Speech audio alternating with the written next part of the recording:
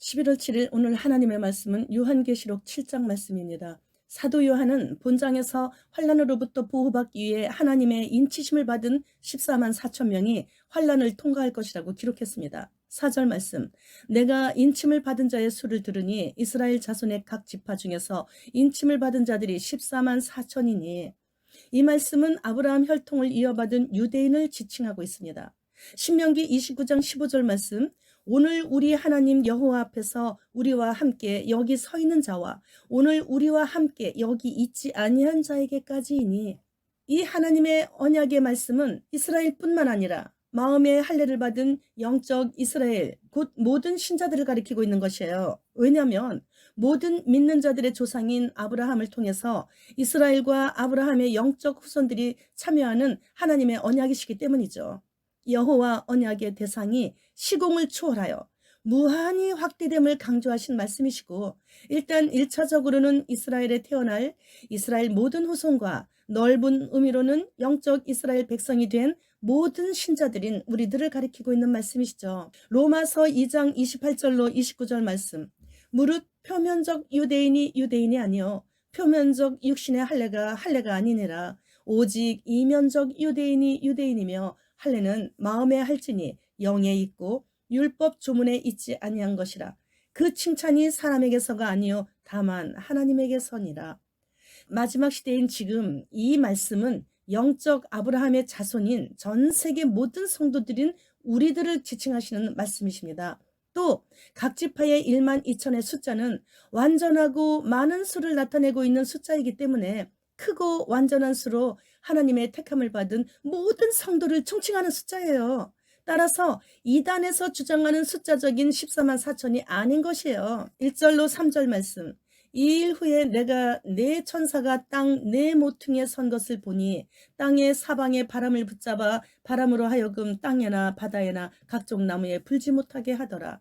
또 봄에 다른 천사가 살아계신 하나님의 인을 가지고 해돋는 데로부터 올라와서 땅과 바다를 해롭게 할 권세를 받은 네 천사를 향하여 큰 소리로 외쳐 이르되, 우리가 우리 하나님의 종들의 이마에 인치기까지 땅이나 바다나 나무들을 해하지 말라 하더라. 마지막 세상 종말의 날에 대비하지 않은 사람들이 겪을 환란에 대해 우리 모두는 두려운 마음을 갖고 이 말씀을 받아야 합니다. 고대 사람들은 지구가 원형이 아니라 정사각형의 동서남북 네 모퉁이가 있고 그것으로부터 바람이 불어온다고 생각했습니다.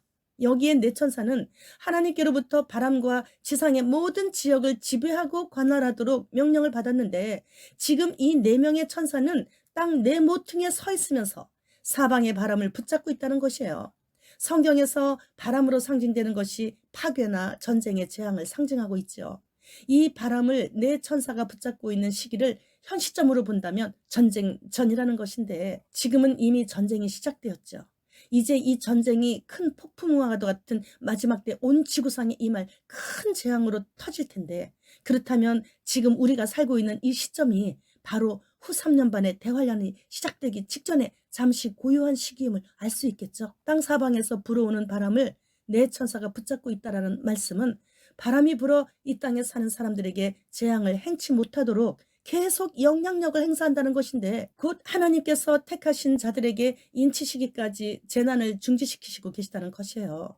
하나님의 인침을 받게 해야만, 그로 말미암아 인침받은 하나님의 백성이 짐승의 유혹에 넘어가거나 환란에 쓰러지지 않도록 하시려는 하나님의 특별한 사랑과 은혜의 배려이신 것이죠. 9절 말씀, 이 일 후에 내가 보니 각 나라와 족속과 백성과 방언에서 아무도 능히 셀 수 없는 큰 무리가 나와 흰옷을 입고 손에 종려가지를 들고 보좌 앞과 어린 양 앞에 서서 큰 소리로 외쳐 이르되, 구원하심이 보좌에 앉으신 우리 하나님과 어린 양에게 있도다 하니, 하나님의 인치심을 받은 아무도 능히 셀 수 없는 큰 무리의 사람들이 흰옷을 입고 하나님과 어린 양 앞에 보좌에 서서 구원해 주신 하나님과 어린 양을 찬양하고 있는 장면이에요.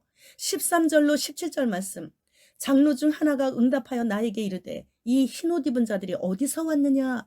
내가 말하기를 내 주여 당신이 아시나이다 하니, 그가 나에게 이르되, 이는 큰 환란에서 나오는 자들인데 어린 양의 피에 그 옷을 씻어 희게 하였느니라.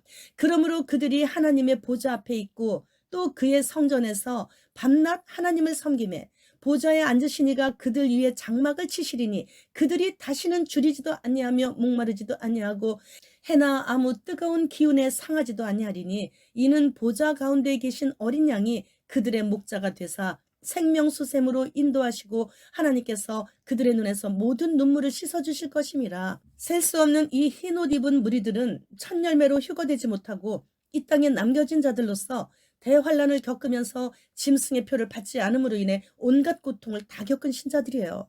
그들은 이 땅에서 환란을 통과하면서 매매의 기능이 있는 표를 받지 않아 아무것도 매매할 수가 없어서 굶주리고 물을 마시지 못해서 고통을 당했었고 거처할 곳이 없어서 뜨거운 햇빛과 차가운 바람에 그대로 노출되면서 온몸이 상해서 한국에서는 보지도 못했던 완전 상거지의 삶을 살아가면서도 세계 정부를 피해 도망다니다가 결국 붙잡혀서 모진 고문 끝에 숨을 거둔 순교자들인 것이에요. 휴거자들은 환난 중에 세상과 타협하지 않고 오직 하나님만을 표대 삼아 항상 깨어서 좌로나 우로나 치우치지 않고 오직 직진으로 악한 마귀를 대적하면서 나갈 수 있는 힘과 능력을 기도해가지고 받아가지고 이렇게 이길 수 있었듯이 뒤늦게 깨달은 남은 자들 중에 순교자들 또한 마찬가지로 종말의 재앙의 때에 보호함을 받아 그 모든 환난의 고통들을 넉넉히 이기게 하시는 하나님의 신실하심으로 인해 끝까지 세상 정부인 짐승 정부와 타협하지 않고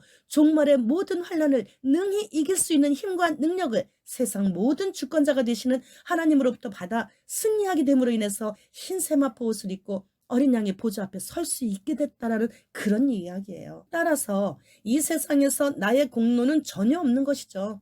오직 거룩하신 성령 하나님으로부터 능력을 힘입은 것 뿐이에요. 그래서 할 수가 있는 거예요. 하나님의 일을.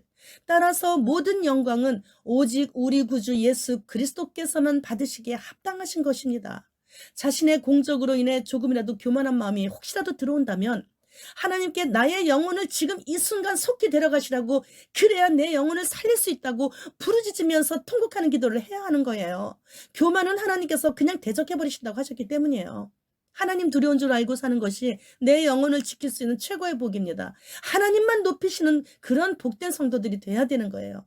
오늘 말씀은 예수님의 나라와 그의 의를 위해 살려고 하다가 얼마나 많은 손해와 왕따를 당했는가, 그 모든 일들을 하나님께서 다 기억해 주신다라는 그런 말씀이에요. 주기철 목사님은 환난의 때에 감옥에서 안희숙 여사님에게 한 번만 밖에 나갈 수가 만약에 있다면 성도들에게 하나님께서 우리를 어떻게 사랑하셨는지를, 그리고 지금도 변함없이 어떻게 사랑하고 계시는지를 한 번만 더 전파하기를 원한다고 했다고 합니다. 우리도 주기철 목사님의 그 원함이 곧 나의 소원이 되는 날이 그리 멀지 않았습니다.